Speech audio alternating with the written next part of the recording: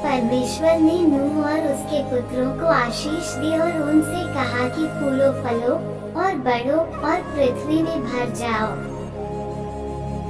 और तुम्हारा डर और भय पृथ्वी के सब पशुओं और आकाश के सब पक्षियों और भूमि पर के सब रेंगने वाले जंतुओं और समुद्र की सब मछलियों पर बना रहेगा। वे सब तुम्हारे वश में कर दिए जाते हैं। सब चलने वाले जंतु तुम्हारा आहार होंगे। जैसा तुमको हरे हरे छोटे पेड़ दिए थे, वैसा ही अब सब कुछ देता हूँ। पर मांस को प्राण समेत अर्थात लोहू समेत तुम न खाना, और निश्चय मैं तुम्हारा लोहू अर्थात प्राण का पलटा लूंगा। सब पशुओं और मनुष्यों दोनों से मैं उसे लूंगा। मनुष्य के प्राण का पलटा मैं एक एक के भाई बंधु से लूंगा। जो कोई मनुष्य का लोहू बहाएगा, उसका लोहू मनुष्य ही से बहाया जाएगा, क्योंकि परमेश्वर ने मनुष्य को अपने ही स्वरूप के अनुसार बनाया है। और तुम तो फूलो फलो और बढ़ो और पृथ्वी में बहुत बच्चे जन्मा के उसमें भर जाओ। फिर परमेश्वर ने नूह और उसके पुत्रों से कहा, सुनो, मैं तुम्हारे साथ और तुम्हारे पश्चात जो तुम्हारा वंश होगा उसके साथ भी वाचा बांधता हूँ, और सब जीवित प्राणियों से भी जो तुम्हारे संग है, क्या पक्षी, क्या घरेलू पशु, क्या पृथ्वी के सब बनले पशु, पृथ्वी के जितने जीव जंतु जहाज से निकले हैं, सबके साथ भी मेरी यह वाचा बंधती है। और मैं तुम्हारे साथ अपनी इस वाचा को पूरा करूँगा कि सब प्राणी फिर जल प्रलय से नाश न होंगे, और पृथ्वी के नाश करने के लिए फिर जल प्रलय न होगा।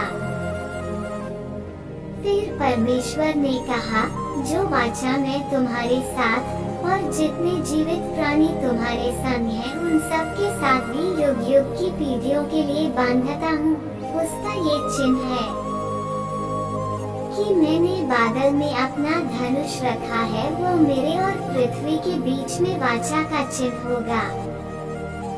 और जब मैं पृथ्वी पर बादल फैलाऊं, जब बादल में धनुष देख पड़ेगा,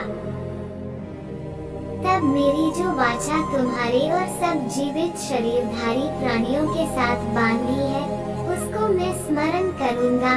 तब ऐसा जल प्रलय फिर न होगा जिससे सब प्राणियों का विनाश हो। बादल में जो धनुष होगा, मैं उसे देख के ये सदा की वाचा स्मरण करूँगा, जो परमेश्वर के और पृथ्वी पर के सब जीवित शरीरधारी प्राणियों के बीच बंधी है। फिर परमेश्वर ने नूह से कहा, जो वाचा मैंने पृथ्वी भर के सब प्राणियों के साथ बांधी है, उसका चिन्ह यही है।